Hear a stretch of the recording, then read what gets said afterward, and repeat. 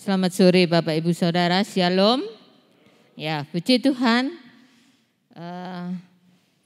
Mari sore hari ini kita akan kembali belajar firman Tuhan. Waktu yang kita masih punya, mari kita pergunakan dengan sungguh-sungguh untuk kita menikmati kebenaran firman Allah. Ya, Bapak Ibu Saudara, tema kita di bulan ini adalah peranan Roh Kudus di dalam pelayanan, ya. Peranan Roh Kudus di dalam pelayanan. Bapak Ibu Saudara, tema bulan ini tentu saja masih berkaitan dengan tema besar kita di tahun ini, ya, yaitu memberdayakan jemaat dengan karunia-karunia rohani. Sepanjang tahun kita sudah belajar tentang karunia rohani, ya.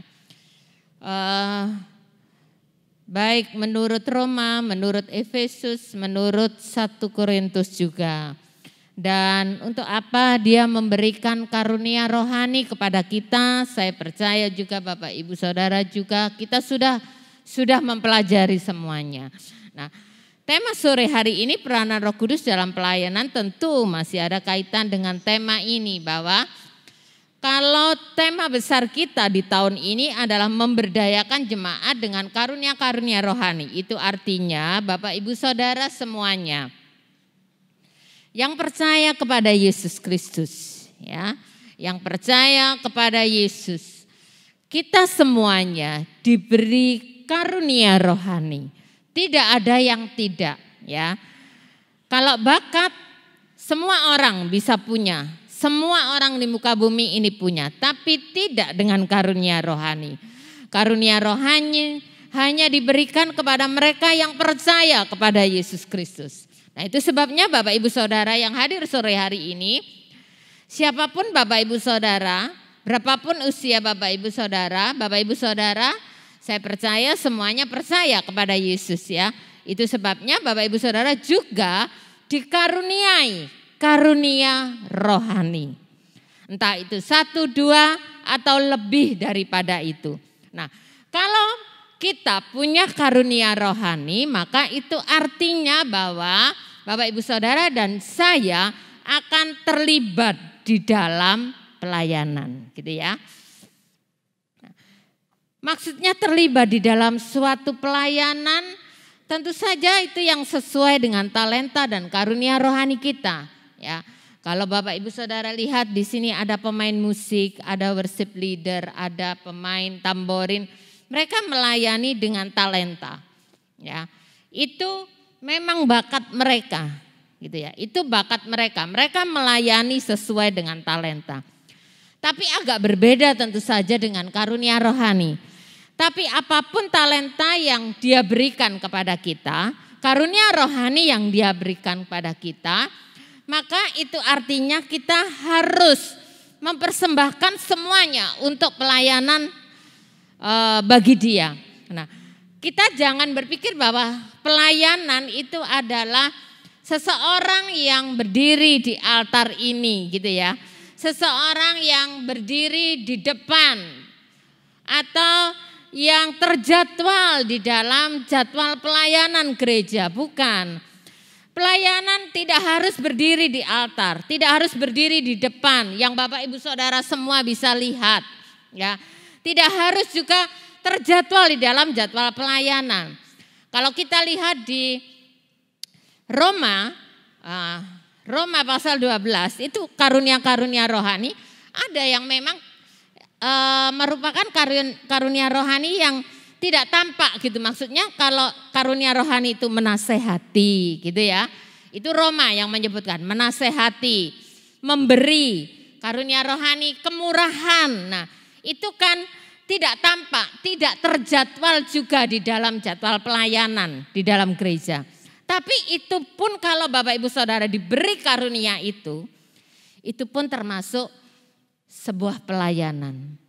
Jadi pelayanan apapun yang dipercayakan kepada Bapak Ibu Saudara dan saya, sesuai dengan talenta, sesuai dengan karunia rohani, yang tampak atau yang tidak tampak, yang kelihatan atau tidak kelihatan di depan manusia ini. Maka yang menjadi pertanyaan bagi kita adalah, apakah benar memang kita memerlukan peranan Roh Kudus? Mungkin kita bisa berpikir, itu sudah biasa saya lakukan gitu ya. Kalau pemain musik ini, mungkin ini memang sudah biasa gitu ya. Untuk mereka lakukan itu biasa. Mungkin bukan hal yang sulit ya. Ada pelayan-pelayanan mungkin karena kita terbiasa melakukannya. Kita merasa itu bukan hal yang sulit untuk saya kerjakan. Apakah memang benar sekalipun itu tidak sulit untuk kita kerjakan? Sekalipun itu sudah biasa kita kerjakan. Dan kemudian kita tidak memerlukan peranan Roh Kudus di dalam pelayanan. Klik.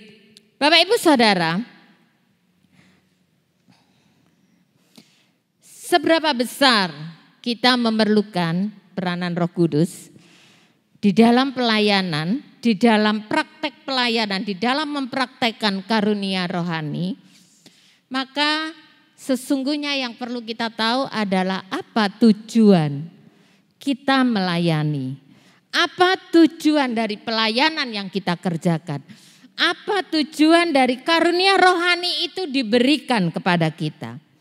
Kalau kita nggak tahu ini ya, saya tidak tahu apakah kita semuanya Bapak Ibu Saudara yang terlibat di dalam pelayanan. Sekali lagi jangan kita berpikir pelayanan itu hanya yang tampak gitu ya.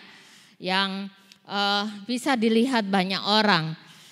Apakah kita tahu mengapa kita harus melakukan itu? Mengapa dia mengaruniakan karunia rohani kepada kita? Nah, kalau kita tidak tahu mengapa kita harus mengerjakan ini, maka kita nggak akan juga tahu siapa yang kita butuhkan untuk menolong kita di dalam menyelesaikan tujuan yang ingin dia capai ya. Sebetulnya yang ingin dia capai. Nah, Bapak Ibu Saudara, kalau Bapak Ibu Saudara punya tujuan tertentu yang ingin Bapak Ibu Saudara selesaikan dalam bidang apapun, maka disitulah Bapak Ibu akan mengetahui siapa orang-orang yang akan punya peranan supaya tujuan yang Bapak Ibu Saudara ingin capai bisa tercapai. Ya, kalau misalnya Bapak Ibu ingin bangun sebuah rumah, Bapak Ibu tidak hanya butuh seorang tukang, ya, tapi bisa jadi Bapak Ibu juga membutuhkan peranan seorang arsitek, seorang desain interior yang akan membuat rumah yang Bapak Ibu idam-idamkan akan menjadi rumah yang nyaman untuk ditempati. Kalau misalnya hanya butuh tukang, ya memang kita butuh. Mungkin rumah itu tidak menjadi seperti yang kita inginkan. Ada tujuan, kita tahu ada orang-orang yang punya peranan penting di situ. Pelayanan juga demikian. Kalau kita tahu tujuan kita apa, melayani, maka kita juga akan tahu seberapa besar kita membutuhkan peranan Roh Kudus di dalam pelayanan kita. Kalau seperti tadi saya katakan, itu biasa saya lakukan. Misalnya kalau pemain musik tiap minggu, ya setiap minggu. Enggak ada jadwal kan untuk mereka gitu ya, enggak ada jadwal. Beda dengan mungkin pemain tamborin, beda dengan saya masih bergantian dengan Pak Samuel. Kalau ada minggu kelima, ada staf gembala yang lain yang melayani gitu ya. Worship leader juga begitu gantian. Tapi kalau pemain musik kan enggak, tiap minggu ya mereka aja yang main gitu ya. Dan mungkin berpikir bahwa itu kan sudah biasa. Mungkin worship leader juga sudah biasa saya melakukan, apalagi guru-guru sekolah minggu mungkin gitu ya. Bercerita kepada anak-anak itu sudah biasa gitu ya, itu sudah biasa saya lakukan. Jadi artinya karena sudah biasa atau itu mudah kita lakukan, misalnya kolektan saja apa sih susahnya gitu ya untuk jadi kolektan. Semua orang bisa melakukannya. Tapi apakah untuk hal-hal yang rasanya kita mudah mengerjakannya gitu ya. Apakah kita tidak membutuhkan persiapan? Karena kita merasa sudah terbiasa. Apakah kita tidak membutuhkan doa?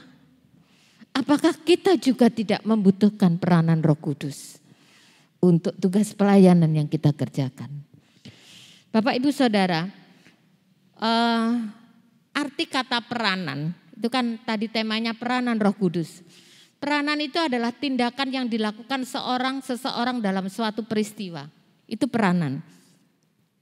Jadi kalau misalnya seberapa besar kita butuh peranan Roh Kudus di dalam pelayanan kita, itu artinya seberapa besar kita mau dia bertindak untuk melakukan sesuatu di dalam pelayanan yang dia percayakan kepada kita. Mari kita akan melihat tujuan yang harusnya kita ketahui supaya kita tahu apakah benar saya butuh dia atau tidak. Klik. Ya. Yang pertama, tujuan pelayanan kita itu adalah supaya Allah dimuliakan. Kita baca 1 Petrus pasal yang keempat. 1 Petrus pasal yang keempat. Kita baca ayat 10 dan ayat 11. 1 Petrus pasal 4 ayat 10 dan 11 saya bacakan untuk Bapak Ibu Saudara semuanya. Layanilah seorang akan yang lain sesuai dengan karunia yang telah diperoleh tiap-tiap orang sebagai pengurus yang baik dari kasih karunia Allah. Layanilah seorang akan yang lain sesuai dengan karunia, ya.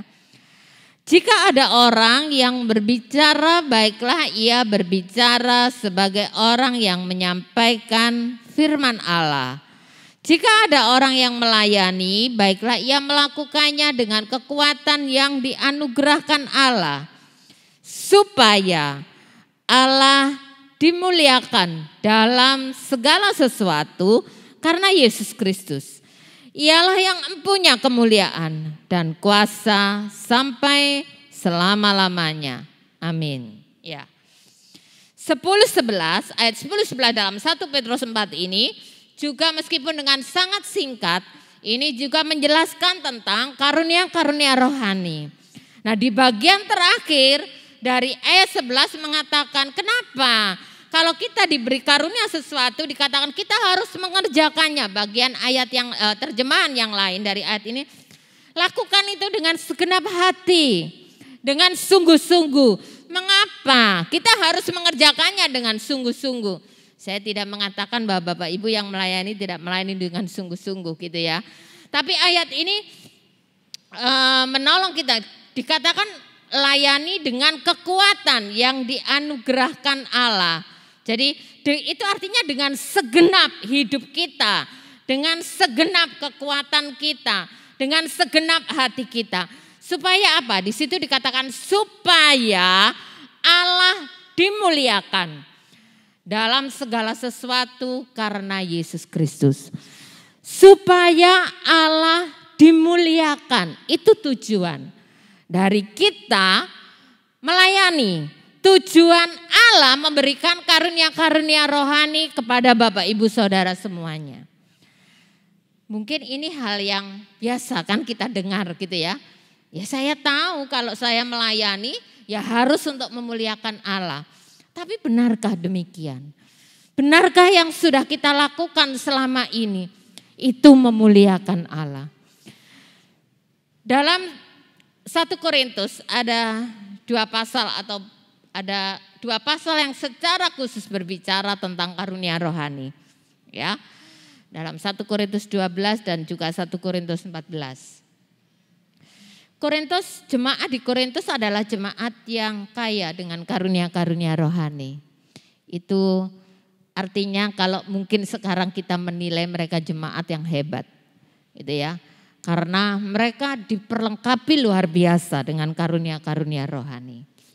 Tapi rupanya kenapa Paulus harus secara khusus menulis surat kepada mereka dan khusus dalam dua pasal ini membahas karunia-karunia rohani. Bahkan di pasal 14 secara khusus dia berbicara tentang karunia bahasa roh. Kenapa? Karena jemaat di sana sudah kehilangan tujuan ini. Ya. Mereka karunia rohani yang dikaruniakan kepada mereka tidak lagi dipergunakan untuk hal ini, untuk memuliakan Allah, tidak. Tapi mereka sudah menyombongkan diri dengan karunia rohani yang mereka terima. yang mereka terima dari dia. Yang seorang merendahkan yang lain yang mungkin tidak punya karunia rohani sama dengan dirinya. Itu sebabnya sampai secara khusus mungkin kita bisa berpikir bahwa karunia bahasa roh yang waktu itu mungkin membuat mereka menyombongkan diri gitu ya. Karena sampai Rasul Paulus katakan bahwa boleh berbahasa roh, boleh ya. Tapi harus ada yang menerjemahkan. Kalau enggak ada yang menerjemahkan, bagaimana jemaat bisa dibangun? Bukan salah, bukan. Ya, tapi kalau kamu diberi karunia bahasa roh, mintalah supaya kamu juga diberi karunia menafsirkan bahasa roh. Ada orang lain lagi yang menafsirkan bahasa roh itu. Jadi itu sebabnya Rasul Paulus dengan khusus menulis supaya karunia-karunia rohani yang mereka terima itu dipergunakan dengan tujuan yang benar. Bapak Ibu Saudara, mari silahkan mungkin kita yang selama ini terlibat dalam pelayanan apapun, semudah apapun pelayanan yang dipercayakan kepada kita, menurut kita gitu ya, menurut kita bahkan mungkin tanpa persiapan saya bisa mengerjakannya, mungkin seperti itu. Coba kita bisa berpikir dan mengoreksi diri kita. Kadang-kadang memang kita tahu tujuan ini gitu ya. Tetapi kadang-kadang pengertian ini juga sepertinya berlomba-lomba di dalam hati kita dengan keinginan yang terselip sedikit saja di dalam hati kita ini untuk menonjolkan diri. Untuk harap pujian, untuk membuat orang lain terkesan dengan pelayanan kita, dengan diri kita. Galatia menulis, kalau kita masih berharap pujian manusia, kita bukan hamba Kristus. Berapa banyak, permisi bicara, berapa banyak di antara kita yang menjadi kecewa di dalam pelayanan. Berapa banyak di antara kita yang ketika bergesekan dengan jemaat, mungkin ya dengan teman pelayanan, kita menjadi sangat kecewa. Siapa yang ingin kita layani? Kalau kita masih memiliki perasaan-perasaan seperti itu dengan perasaan-perasaan mungkin sangat mudah tersinggung. Mungkin sangat mudah kecewa. Kalau mungkin kita merasa tidak nyaman dengan pelayanan ini, siapa yang kita layani? Apa yang kita harapkan dari pelayanan kita? Pelayanan kita tujuannya adalah supaya Allah yang dimuliakan. Supaya Dia yang disenangkan, bukan kita yang disenangkan. Bukan membuat kita nyaman, bukan membuat kita enak pada posisi pelayanan yang sudah dipercayakan kepada kita, bukan. Tapi apapun yang kita kerjakan yang dipercayakan kepada kita, tujuannya adalah Dia yang disenangkan, bukan kita. Tujuan kita adalah membuat tujuannya tercapai, bukan tujuan kita. Itu sebabnya ya disinilah kita membutuhkan peranan Roh Kudus. Karena sesungguhnya dengan kekuatan kita sendiri, dengan kemampuan kita sendiri, rasanya kita enggak mampu. Ada berapa banyak kali saya selalu melihat bahwa pada kesempatan tertentu, pada event-event tertentu, ada banyak pelayan yang menjadi kecewa. Karena apa? Karena banyak hal. Mungkin itu menjadi pembelajaran bagi kita. Siapa yang ingin kau senangkan di dalam pelayanan ini? Kalau Dia yang ingin kau senangkan, apapun itu. Sekalipun itu tidak menyenangkan kita, tapi karena kita mau Dia yang disenangkan. Maka kita harus menekan dengan sangat ego kita. Ketidaknyamanan itu boleh terjadi asal Dia disenangkan. Bapak Ibu Saudara, untuk hal yang seperti ini, hanya Roh Kuduslah yang memampukan kita untuk bisa melayani dengan cara yang berkenan kepada Dia. Dengan cara yang berkenan kepada Dia. Dengan cara yang menyenangkan hatinya. Apakah kita tidak bisa? Berapa persen kita bisa menyenangkan Dia tanpa peranan dari Roh Kudus? Seberapa besar hati kita ini memang punya kerinduan yang besar untuk memuliakan Dia. Saya tahu Bapak Ibu Saudara pasti punya keinginan itu. Tapi seperti tadi saya katakan, mungkin di bagian sisi yang terdalam sedikit saja di sudut hati kita masih ada rasa di mana kita ingin kita dihargai. Bapak Ibu Saudara, 1 Korintus mengatakan bahkan untuk bisa mengakui Yesus adalah Tuhan, itu adalah pekerjaan Roh Kudus dalam hidup kita. Mengakui Yesus sebagai Tuhan itu aja pekerjaan Roh Kudus. Maka di dalam kita melayani Dia pun, supaya pelayanan kita benar-benar menjadi pelayanan yang memuliakan Dia, kita juga memerlukan pertolongan pimpinan dan peranan Roh Kudus. Karena hanya Roh Kudus yang memampukan kita untuk bisa melayani sesuai dengan apa yang Dia mau.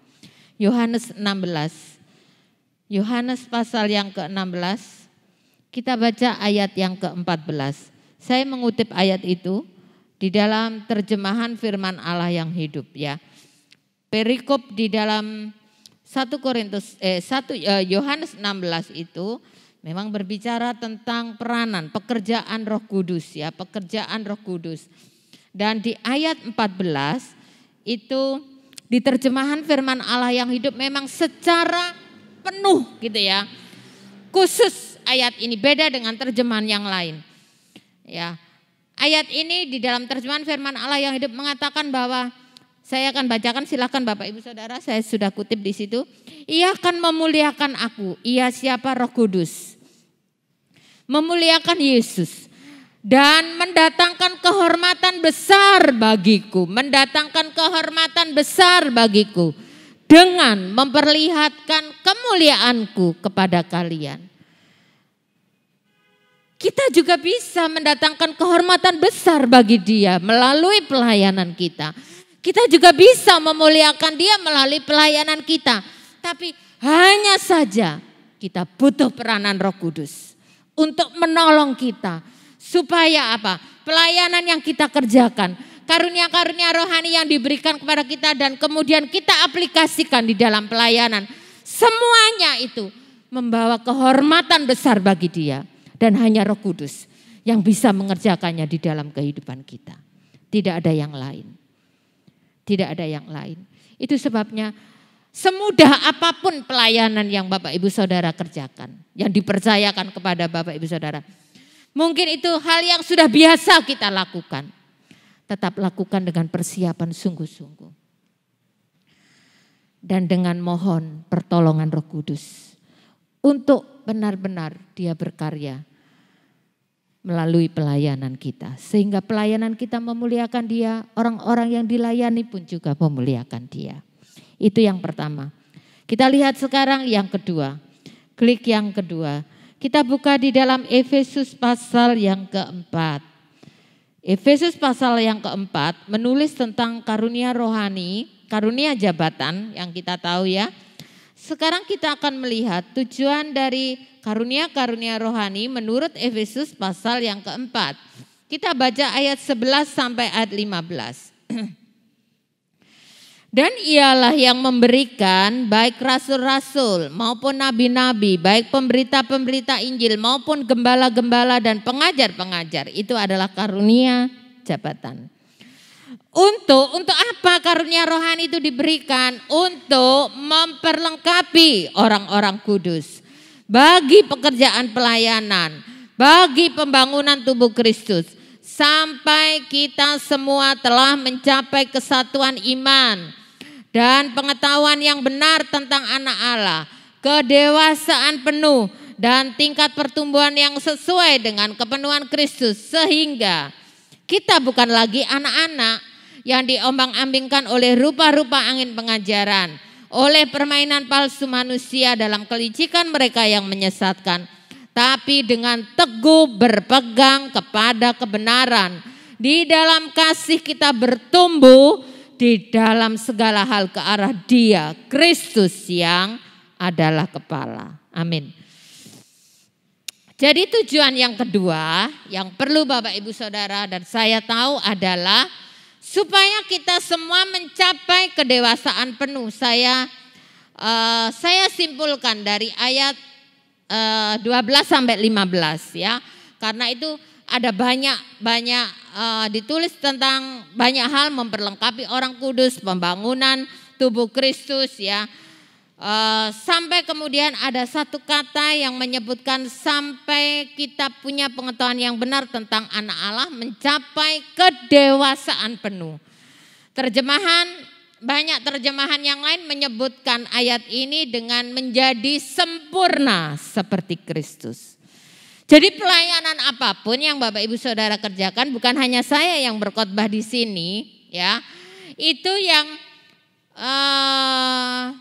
memiliki tujuan ini membuat Bapak Ibu Saudara dewasa. Tidak, kita semuanya pelayanan apapun, karunia rohani apapun yang dikaruniakan kepada kita.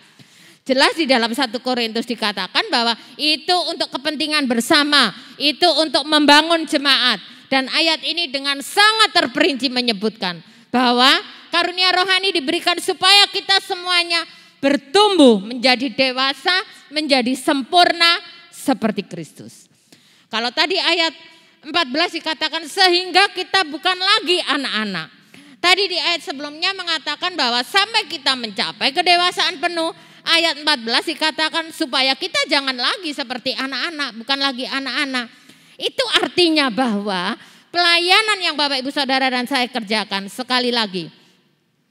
Tampak atau tidak tampak di depan mata manusia. Apakah itu dikerjakan secara nyata dengan kelihatan atau tidak banyak orang yang tahu. Itu pun pelayanan. Itu artinya bahwa semuanya punya tujuan membawa jemaat anggota tubuh Kristus ini mencapai kedewasaan penuh. Dari anak-anak menjadi dewasa. Itu harus ada perubahan-perubahan yang terjadi. Pastikan ya. Bapak Ibu Saudara yang punya putra-putri pun tahu. Bahwa mulai dari anak-anak sampai anak-anak terus bertambah secara usia, terus bertambah menjadi dewasa. Itu pun perlu banyak perubahan yang terjadi. Secara rohani juga demikian. Lalu bisakah kita mengubah seseorang di dalam pelayanan kita? Saya katakan tidak. Dengan kemampuan kita sendiri tidak. Bahkan mengubah seseorang yang dekat dengan kita, pasangan kita pun kita nggak bisa.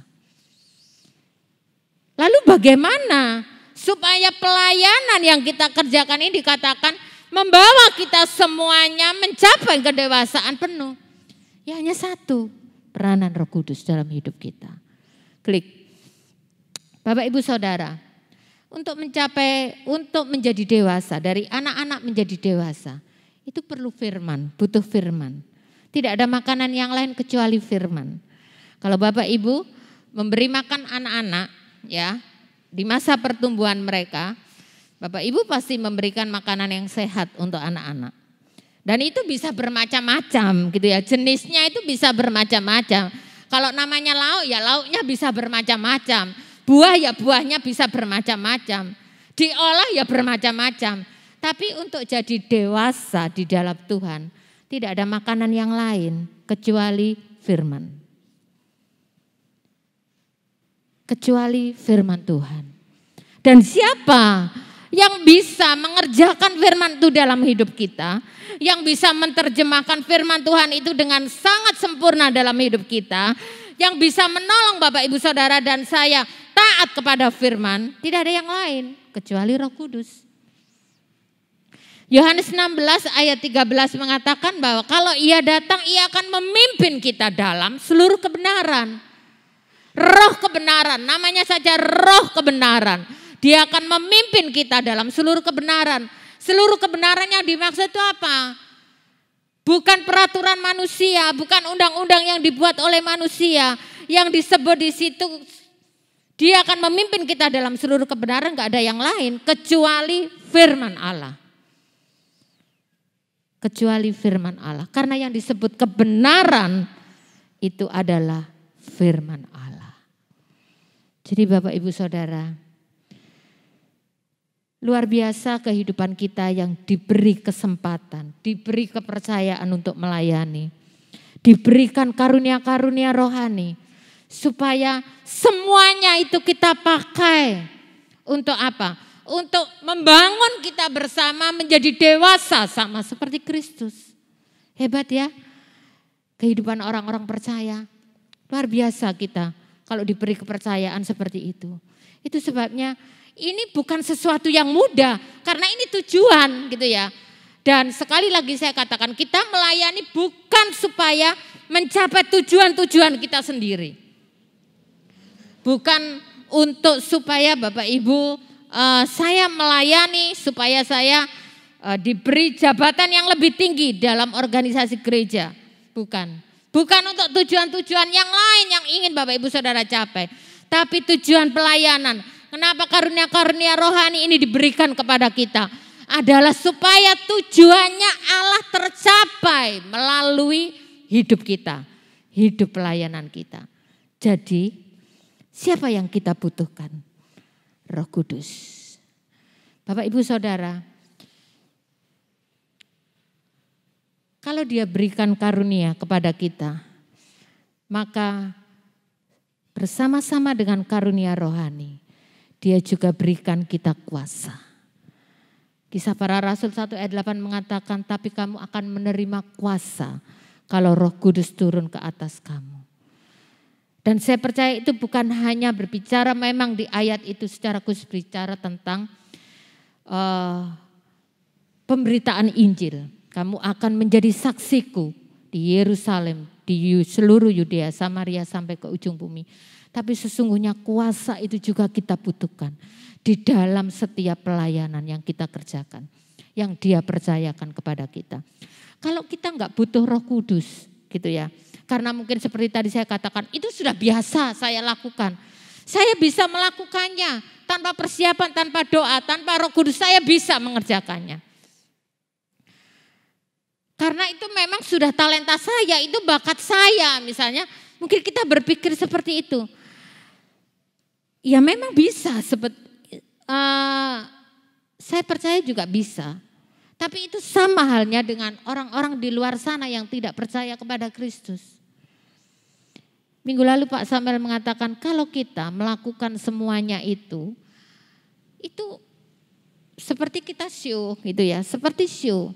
Jadi kalau kita membuat orang lain terkesan dengan pelayanan kita tanpa persiapan, tanpa doa, kita mungkin gak butuh pimpinan Roh Kudus kan kita yakin kita mampu melakukannya. Sesungguhnya itu sama dengan apa yang mereka lakukan di luar sana. Ada penyanyi, ada aktor, ada aktris ya. Mereka semuanya melakukan sama dengan yang kita lakukan. Pemain musik, ya mereka melayani sesuai talenta. Di luar sana ada begitu banyak anak-anak, orang-orang yang diberi talenta sama. Mereka juga bisa membuat orang lain menjadi terkesan. Ya, pemain tamborin, penari di sini, di sana juga ada. Worship leader di sini menyanyi, di sana penyanyi juga ada. Apa bedanya? Satu bedanya, kita punya kuasa. Mereka enggak punya kuasa. Mungkin mereka memang bisa kita dengar suara mereka. Apa yang mereka lakukan. Itu ya kadang-kadang membuat Bapak Ibu Saudara yang menyaksikan senang kan ya. Bapak Ibu bisa tertawa. Kadang juga kalau bisa menangis. Karena kalau pemain peran ya bisa membuat kita menangis. Itu artinya kan membuat kita ini terkesan. Tapi bukan itu, pelayanan bukan itu. Pelayanan itu ada kuasa. Makanya minggu lalu Pak Samuel katakan ada keberanian kalau Roh Kudus bekerja. Ada kemampuan, ada dampak yang luar biasa. Itu berbicara tentang kuasa. Dan kalau Bapak Ibu Saudara dan saya diberi karunia rohani, maka kuasa itu juga diberikan kepada kita. Itu sebabnya saya sangat percaya. Hanya dengan pertolongan Roh Kuduslah kita dimampukan untuk itu. Bapak Ibu tulis ayatnya ya. Di dalam 1 Korintus 12 ayat yang ke-11. Karunia rohani, karunia dan kuasa. Itu dua hal yang dikaruniakan bersama-sama dan juga bekerja bersama-sama. Jadi artinya ketika Bapak Ibu Saudara diberi karunia rohani, maka kuasa itu juga diberikan kepada kita. Untuk kita bisa mengerjakan karunia rohani. 1 Korintus 12 ayat 11, di dalam terjemahan firman Allah yang hidup. Kalau dalam terjemahan baru, ayat itu tidak tampak menuliskan tentang dua hal, karunia dan kuasa yang bekerja bersama-sama. Tapi dalam terjemahan firman Allah yang hidup mengatakan, saya kutip ya. Firman Allah yang hidup mengatakan demikian, semua karunia dan kuasa ini diberikan oleh Roh yang sama. Karunia dan kuasa. Kisah para Rasul itu mencontohkan Stefanus, ya. Kisah para Rasul 6 ayat 8. Bapak Ibu bisa baca, Stefanus seorang yang penuh karunia dan kuasa. Ya. Jadi percayalah bahwa setiap kita yang diberi karunia-karunia rohani, kita juga punya kuasa untuk kita bisa mengerjakan apa yang sudah Dia percayakan kepada kita. Seberapa besar kita membutuhkan Roh Kudus di dalam pelayanan kita. Kalau kita mengetahui betapa tujuan-tujuan yang Allah ingin capai melalui pelayanan kita, maka itu juga yang harusnya menjadi tujuan kita. Dan hanya Roh Kudus yang memampukan dan menolong kita untuk bisa melayani dengan cara yang berkenan kepada Dia dan mencapai tujuan-tujuan yang ingin Dia capai melalui hidup pelayanan yang kita kerjakan. Amin.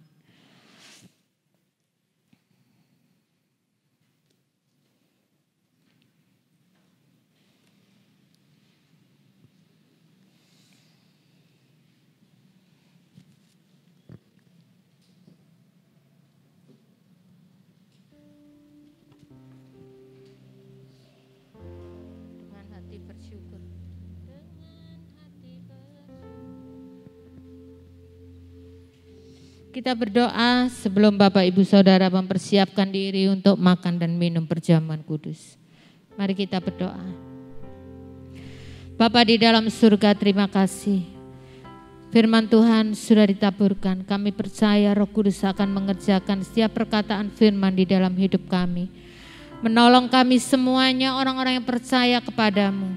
Yang sudah Engkau beri kepercayaan yang luar biasa untuk melakukan tugas pelayanan. Yang Kau berikan karunia-karunia rohani untuk dapat kami aplikasikan di dalam membangun tubuh Kristus, di dalam membawa kami semuanya anggota tubuh Kristus menjadi semakin dewasa di dalam Tuhan Yesus Kristus, menjadi serupa dengan Kristus. Kami tahu itu tidak mampu kami lakukan dengan kekuatan kami sendiri. Allah Roh Kudus, kami membutuhkan Engkau di dalam pelayanan-pelayanan kami, supaya apapun yang kami kerjakan, yang dipercayakan kepada kami, pelayanan yang Kau percayakan kepada kami, karunia rohani yang Kau berikan kepada kami sanggup melakukannya, kami sanggup mencapai tujuan-tujuan yang Kau inginkan untuk kami capai. Mari Roh Kudus tolonglah kami, mari Roh Kudus lawa dan urapilah setiap pelayanan kami, setiap kehidupan kami, supaya hidup kami senantiasa menjadi hidup yang menyenangkan dan mempermuliakan akan nama-Mu. Dalam nama Yesus kami berdoa. Haleluya. Amin.